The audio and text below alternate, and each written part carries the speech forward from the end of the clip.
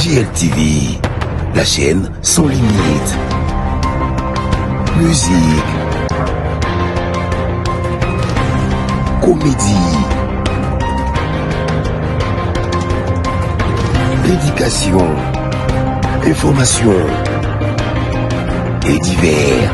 JLTV, la chaîne sans limite. Très chers abonnés, bonjour, bonsoir. Cela dépend, il y a R Bokota la vidéo Nabiso et bienvenue dans notre chaîne JL Pro TV. Moi c'est JL, si c'est pour la première fois que vous nous regardez. To sengi nabino ka elo moko ba vrai. Bo s'abonner massivement. Abonnez-vous, likez et surtout commentez nos vidéos. Toza na posta ya ba remarque nabino, toza na posta ya ba suggestion nabino pour na ko faire avancer musala nabiso oyo. En tout cas, merci de tout cœur parce que jour pour jour, nous sommes en train de voir comment est-ce que abonné c'est grâce à vous, c'est grâce à vos abonnements, c'est grâce à vos commentaires et grâce à vos likes.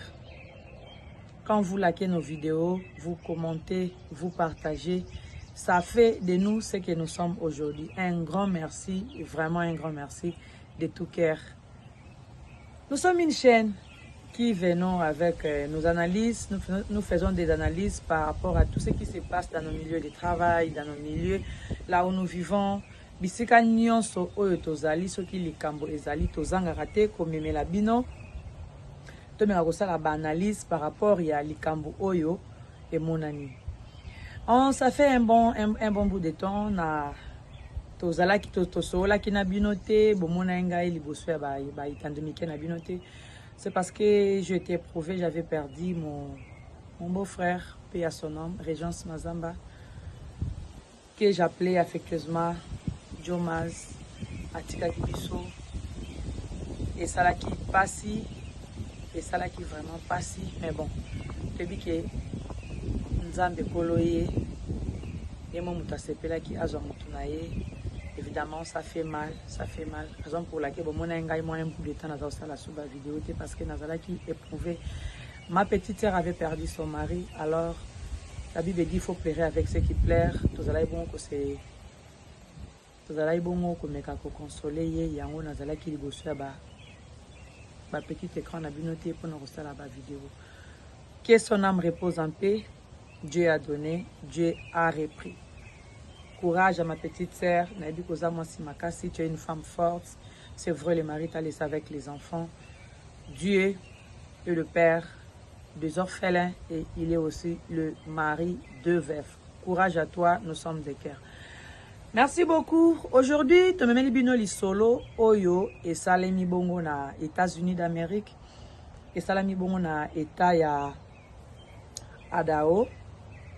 Eza lisolo moko esali pasi esali pe mawa toyaka toujours liboso na bino soki likambo ezali tomeka kosala moi ba analyse ya muke par rapport ya likambo oyo ekoi eza na une famille moko jeter les noms ya mboka oyo ya uta ou alors ya nationalité na ye jeter les noms eza na frère na biso moko baza couple mwasi na mobali babalani baza na bana na bango misato la preuve baza na bana misato ya liboso azana 15 ans, il a mis balai.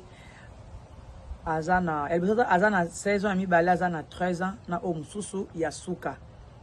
Na kombo ya Fatima. O Yasuka wana. Ndezalaka, bebika toana mboka moko bana biso, moko ba chofa biso mitu. Alors, moi, na sala ki likamo, boye pa papa na ye, papa zala ki vraiment monté. Et que, mona ki faika mega ko corriger moi na. Na corriger mwana papa bandi ko beta bana bino bebika randenge na Afrique soki muto asiliki azana posa mwana ayoka kaka le même jour na ko beta na banda ko beta mwana il s'est fait que mwana akoyaki il est allé se cogner sur une table.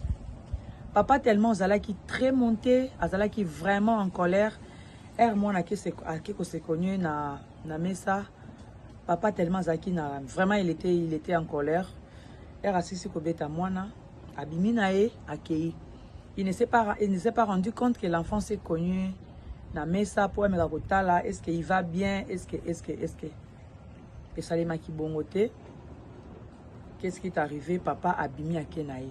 Alors, les deux grandes sœurs, bah, au bazala ki wana, parce que oya kufi azamona, oya babeta ki azamona suka.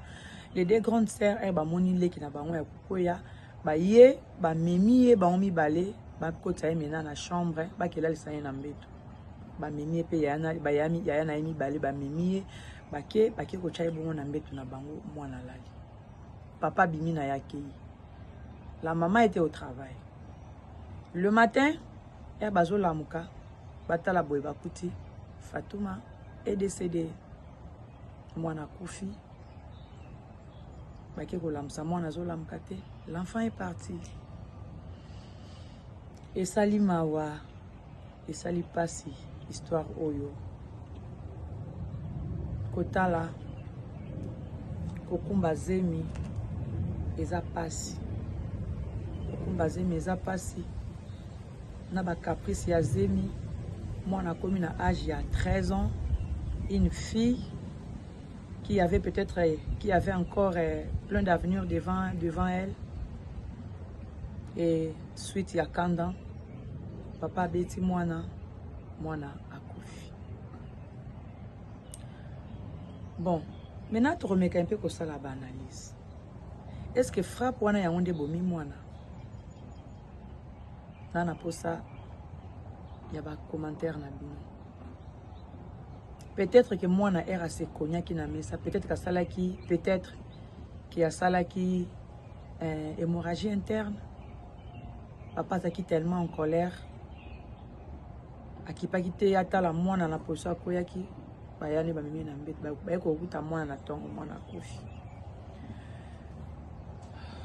La police yaki tu dis que tu vis dans Mboka Mibeko, bakangaki papa, au moment où nous parlons, papa aza na prison parce qu'ils ont le mort d'homme. Et puis mort d'homme, il y a mineur. Ils sont en Amérique, tu es bien dans Mibeko qui est dans le mineur, il y a mort d'homme, il y a le Lengewana.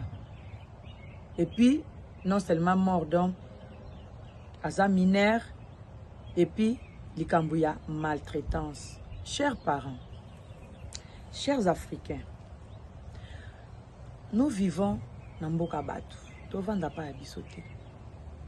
Tozo vanda ipa na bisote na Mboka Batu. Dieu a permis que tu aies na Mboka Oyo. Et ça peut-être automeka kozwa autre côté être en Afrique. C'est pourquoi nous nous retrouvons ici. Tozo vanda na Mboka moko mibeko eza ebele. Pourquoi mibeko eza ebele na Mboka Oyo tozo vanda? Il faut toyebaka quels sont les actes à poser. Quels sont les actes à poser? Regarde maintenant papa qui est prison. Papa qui est prison. Je vais essayer d'afficher la photo. Je vais mettre la photo là. Le papa est allé en prison. L'enfant est décédé. La maman est restée avec ses deux enfants. Ba cher papa, naebi ke ba na biso emo ba chofa biso mitu. Je sais que ba na emo ba komaka na point ya ko réagir dans le lenge moko boy étant que papa au sepela nangote. Mais s'il vous plaît ba papa, s'il vous plaît ba parents, il faut toyer ba ko contrôler ka ba émotion na biso liboso ya problème. Il faut contrôler les émotions na biso liboso ya problème. Parce que ndenge mwana wana koyaki. Ce qui peut-être papa na ye attire attention ya ki akoyi akenda kotela même akata peut-être na hôpital mbala peut-être mbele mwana kufite. Peut-être mbele mwana kufite. Mwana komi na âge à 13 ans, c'est une fille. Aujourd'hui, il n'est pas là. Maintenant ba ya na yo batikali na mutu na ba baby ke ce qui leke na biso akufa parce que papa na biso betaye yango akufa. Maintenant climat nini oye kozala entre bana wana na papa na bango, entre bana wana papa na bango, climat nini kozala entre mwasi wana o akumbaki zemi, mwasi wana o ya botaki mwana wana o ya kumbaki zemi na ye na mobile ne parce que mobile abeti mwana. S'il vous plaît, chers parents, nous sommes dans un pays où il faut tout Lukato se comporter très bien. Peu importe niveau yango ya colère, peu importe niveau yango ya likamo, il faut toujours contrôler ba acte na biso. Il faut toujours contrôler nos actes. Il faut toujours contrôler nos actes. Regarde maintenant aujourd'hui, papa qui est en prison. Maintenant papa n'est pas en prison bongo. Ils ont likambo ya mineur, ils ont mineur na kufi. Et puis na likambo ya maltraitance, toi na mboka oyo. D'abord c'est l'enfant. D'abord, c'est l'enfant. En tout cas, tout ça la keba, tout lukato s'intègre kana mboka el to vandi, to yeba, qu'est-ce que la loi dit liboso eloko boye, qu'est-ce que la loi dit liboso likambo songolo liboso likambo songolo pakala. Yangonde eko permettre biso, to yeba, ba acte nini, tozali ko poser en cas ya problème. Peu importe degré yango ya kanda. Peu importe degré yango kanda au moins na pesi yo. Il faut toujours koyeba ko contrôler. Il faut tokoyi ko lingaka te ke kanda ezala au-delà ya biso. Non. Kanda eko leka biso te. Nous devons être biso faut tozala toujours liboso likolo ya kanda. Il faut tozala toujours likolo ya kanda et non kanda eko lekela biso te. Et voilà aujourd'hui, à cause de la colère, le papa a perdu sa fille. À cause de la colère, la maman a perdu son enfant. À cause de la colère, les lots famille, il y a 5 personnes, batika les lots 4 personnes parce que moi qu'on a bango azali sous na katité. Tout ça pourquoi? Parce que papa sili kaki. Laissez-moi vous dire une chose. Donc quand ça rate que moi n'a pas yoka, il faut kaka obetaye. On est à la mentalité oyo biso na Afrique bacha biso bongo que pour moi na yo ka fo simbela ye chikote yo kisaka mwana te. Au contraire, ceux qui ozo beta mwana wana mingi et que mwana ami komisi amina ko beta aotika oyoka lisute pona ye akoma komona ke malamu kutu ba beta na bango ye ko beta yango te éducation. Kobeta yango te kosala ke bana biso bayokela biso. Yango te oko bando beta mwana lelo banda lelo ti lobi. Soki mwana wana a se décider ayoka na ete. Aoyoka te. Mais maintenant face ya mboka oto zali face ya mboka oto za mboka mideko. Mboka o babeta mwana te foko sola na mwana. Kobeta mwana yoka na obeta te. Wana eza mentalité na biso ya Afrique nde bayebisaka biso ke no soki mwana azoyoka te foko beta. Non. Mwana yoka na kobeta te. Toyeba rapeke eza na biloko misusu lelo biso ba parents ezo sala ke bana biso bayokela biso te. Ezali parfois ba comportement misusu ya biso ba parents. Ce qui fait que parfois mwana misusu ayokela su ba parents na ete. Ayokela su ba parents na ete. Maman oyo, yo parent, on se retrouve na zemi. Ok na hôpital ok no kolongola, ok na hôpital ok no kolongola yango. Ero komi kuna, ozo utiliser translate lokola mwana na yo moko. Dis-moi, okoluka mwana bongo yo kela yo lobi? Okoluka mwana wana yo kela yo lobi? Je ne pense pas. Ero sala ki makambo na mwana zala ite. Mais ero moni ke okobota te esenyi fo luka olongo o se débarrasser na mukumba wana. Et likona ngo oyebi munoko te okoluka o mema mwana na yo po mwana na yo akende kozela yo akende kozala traducteur ou traductrice pona yo. Et face ya mwana ya bongo okoluka mwana wana ayokela yo okoluka mwana wana azala soumis epa na yo. Je ne pense pas. Je ne pense pas. Yo pe parent ozana mwa mutu no mo bosolaka na ye na téléphone. Ozana mwa mutu mo bosolaka na ye bochachaka na ye. Mutu wana parfois oso pasa mwana sola na ye. Tu penses que ozana posa mwana ya bongo ayokela yo? Ayokela yo te. Il y a certaines choses où ezo sala ke bana biso bayokela biso te. Eza parfois ba comportement na biso. Quels sont les actes oyo parents au salaka oyo moi no amonaka? Quels sont ces actes? Quand tu fais des actes qui n'est pas appropriés et parce que ton boss n'a raté que moi na osa premier modèle ou alors premier exemple pour na moi na yo. Osa premier modèle to premier exemple pour na moi na yo. Raison pour laquelle étant que modèle autozali, il faut te poser kaba acte oyo ekosala ke et handicapé éducation ya moi na yo te. Et ça là que moi na yo a continuer toujours koyo ke la yo. Parce que to kanisango te ke ko beta yango ndezo sala ke moi na po yo ka yo fra ko beta e. Non. Non. Biso ba parents africains ba kolisa biso ne bongo. Ba ko simba ona nzete, ba ko simbelo nzeta fufu, ba ko sa ba beti yo. Si aujourd'hui nous sommes ce que nous sommes aujourd'hui, c'est parce que nous-mêmes nde tozwa ke décision wana ke to luka tozala o toza lelo. Eza ko beta te, nde sala ke lelo to se retrouver bo eza ko beta te.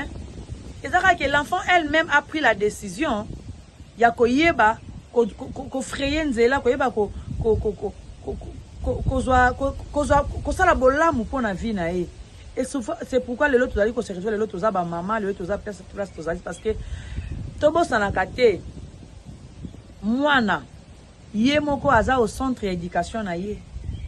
Il est au centre de son éducation. Il est au centre de son éducation. Si l'enfant se décide de ne pas écouter, pourquoi matalikolo omi bambi na sa oyoka na ete? Kobeta n'arrange rien. Kobeta n'arrange rien. Et voilà maintenant aujourd'hui, la famille soudée. Aujourd'hui, la famille se retrouve. Moi na moko, membre moko ya libota. Azate, aujourd'hui les papas se retrouvent en prison. Vous voyez comment est-ce que Kanda et Tchelibota nyonso na passe. À cause de Kanda, aujourd'hui, tout le famille est comme une dame. À cause de Kanda, famille est comme une dame. Tu es bien contrôler Kanda na bisoté. Et voilà maintenant les conséquences. Chers parents, Kobeta, yangote sala ke mwana yoka. Yangote. Kobeta yangote sala ke mwana yoka. Bana bazo kola. Tobo sanate ke bana ngo bazo kola na monde ya internet. Bazo kola na monde ya modernité. Avec les enfants, nous-mêmes parents, posons des actes corrects devant nos enfants. Devant nos enfants. Moi na oyo amona kaka ba parents na ye ba swana kaliboswa bana. Alonga kuna ba injure. Moi na bongo okoluka mona bongo yo kela yo parents. Je ne pense pas. Moi na oyo azomona comment est-ce que ba parents na ye bazo bunda. Et vous attendez que moi na bongo ayo kela yo? Je ne pense pas. Nous étant que parents fournissons to poser ba acte o eza correct liboso ya bana parce que tozali biso moko ba premier exemple pour na bana na biso.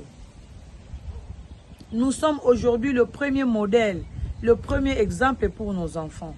Raison pour laquelle liboso ya likam, peu importe grandeur à likam.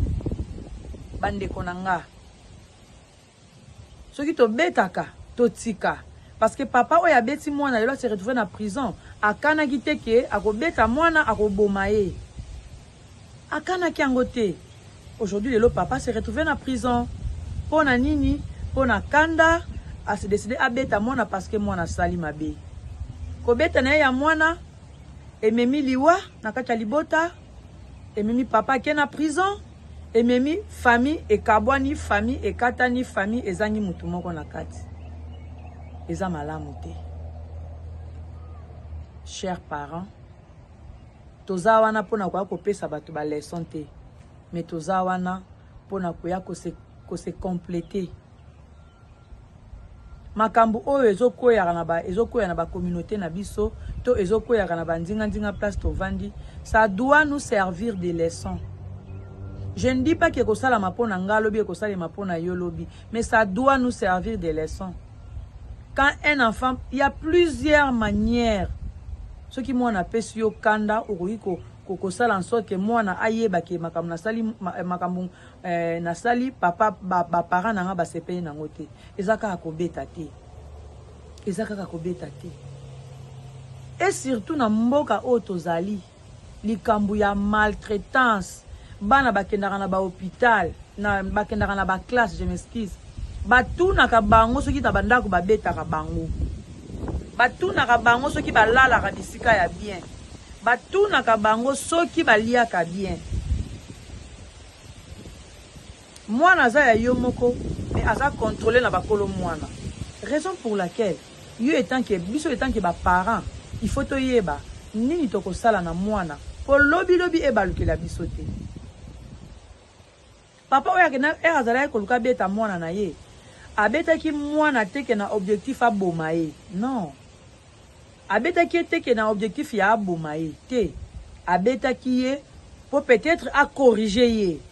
Peut-être à laksa mwana mécontentement na ye papa. Et voilà ce qui est arrivé, le pur est arrivé. L'enfant est décédé. Le papa se retrouve aujourd'hui en prison. Chers parents, tozo vivre na mboka na biso te. Tozo vivre na mboka ya bato. Toza ba paya. Place tozali. Yom tozo kangai partout ozali. Soki oza mutu mboko ote. Toza ba paya. Na kimupaya na biso. To luka to yeba. Mibeko ya place to vandi. Elobi nini na domaine X na domaine Y. To luka to s'intégrer. To yeba na mboka tozo vanda mibeko elobi nini pona ko éviter ko kwea na bajari ya ba mitambu ya boyi, pona ko éviter ko kwea na bajari ya baka ya boyi. Likambu ya maltraitance eloba makana ba école ya bana. Ko beti mwana, non seulement beti mwana kufi. D'abord na minicho relation ya bayaya o batikali na papa na bango ezandeni na ba commentaire.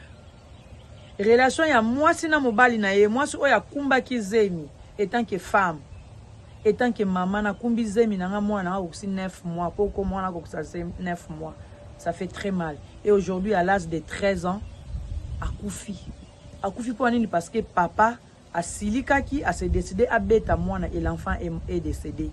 Relation climat ni nyango ezali entre mama oya kumbaki mwana na libumu na yemoko na mobali na ye papa ya mwana. Même yemoko papa ndenga za na prison bongo.